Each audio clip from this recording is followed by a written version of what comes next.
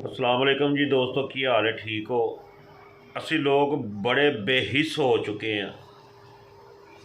सिद्धे लफ्ज़ां च कहिए ना तो असी हराम की कमाई खान ते ना आदी हो गए हैं, जिहदे च पतंगबाज तुसीं ला लवो, डोर वेचण वाले ऐसे बेगैरत आदमी ने कि इन्हां नूं शर्म नहीं आउंदी कि असी अपने बच्चिਆਂ ਨੂੰ हलाल की रोटी खवा रहे हैं कि हराम तुसीं हराम खवा रहे हो उन्हां नूं। ਤੁਹਾਡੀ ਵਜ੍ਹਾ ਤੋਂ ਲੋਕਾਂ ਦੀਆਂ ਜਾਨਾਂ ਜਾ ਰਹੀਆਂ ਨੇ। ਸੜਕਾਂ 'ਤੇ ਜਾਂਦਿਆਂ ਦੀਆਂ ਘਰੋਂ ਨਿਕਲਦਾ ਬੰਦਾ ਕੰਮ 'ਤੇ ਜਾਂ ਕਿਸੇ ਵਜ੍ਹਾ ਤੋਂ ਕਾਲਜ ਜਾ ਰਿਹਾ ਹੈ ਜਾਂ ਕਿਸੇ ਵਜ੍ਹਾ ਤੋਂ ਕਿਧਰੇ ਬਾਜ਼ਾਰ ਜਾ ਰਿਹਾ ਹੈ ਅਤੇ ਉਹ ਰਸਤੇ ਦੇ ਵਿੱਚ ਉਹਦੀ ਮੌਤ ਵਾਕਿਆ ਹੋ ਜਾਂਦੀ ਹੈ ਡੋਰ ਦੀ ਵਜ੍ਹਾ ਤੋਂ। ਉਹੋ ਜਿਹੀਆਂ ਉਹ ਮਾਵਾਂ, ਮੈਂ ਉਹਨਾਂ ਨੂੰ ਹੁਣ ਕੀ ਕਹਾਂ, ਉਹ ਸਾਡੀਆਂ ਭੈਣਾਂ ਲੱਗਦੀਆਂ ਨੇ, ਮਗਰ ਉਹਨਾਂ ਵਾਸਤੇ ਬੜੇ ਗਲਤ ਅਲਫਾਜ਼ ਮੇਰੇ ਦਿਮਾਗ 'ਚ ਆਉਂਦੇ ਨੇ ਕਿ ਜਿਹੜੀਆਂ ਆਪਣੀ ਔਲਾਦ ਨੂੰ ਛੱਤ 'ਤੇ ਗੁੱਡੀਆਂ ਚੜ੍ਹਾਉਂਦਿਆਂ ਵੇਖ ਕੇ ਤਾਂ ਬੜੀਆਂ ਰਾਜ਼ੀ ਹੁੰਦੀਆਂ ਨੇ ਕਿ ਸਾਡਾ ਪੁੱਤਰ ਤਾਂ ਗੁੱਡੀ ਚੜ੍ਹਾਉਂਦੇ ਆ, ਜਾਣੀ ਭਰਾ ਨੂੰ ਪਾਣੀ ਦੇ ਆ।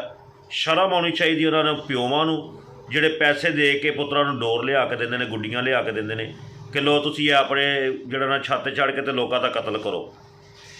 ਅਤੇ ਅਗਰ ਕੋਈ ਬੰਦਾ ਮਰਦਾ ਨਾ तो ये भी जेहन च रखिया जे कि कल तुसीं भी सड़क पर जा सकते हो या तुहाडी औलाद भी सड़क पर बाइक लैके जा सकती है।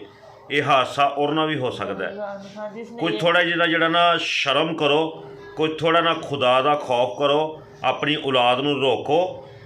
छत्तां दे उत्ते, तुहाडीआं छत्तां दे उत्ते चढ़ के उडान डे ने ते मावां थल्ले बह के बेहोश सुत्तियां ने। वो टीवी की जान छड्डन ते अपनी औलाद नूं सांभन कि साडी इह गंदी औलाद किहड़ियां गंदियां करतूतां करन रही है। ये अगर जम्मे जे तो इन्हों सांभो भी नाल। ये लोगों दी जाना ज़ाया करन वास्ते तुसीं पैदा करके तो छत्तां ते चार छड्ड दिओ। कुछ हया कर लो, थोड़ा जिन्ना कुछ शर्म कर लो।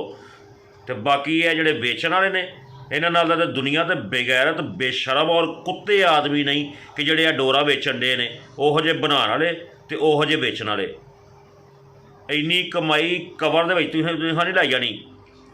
जिस तरह की वो कहते हैं ना सियाणे, खूह की मिट्टी खूह नूं लगदी है, तो तुहाडी कमाई भी उस तरह तुहाडे उत्ते लगनी है। ये जेहन च रख लेना।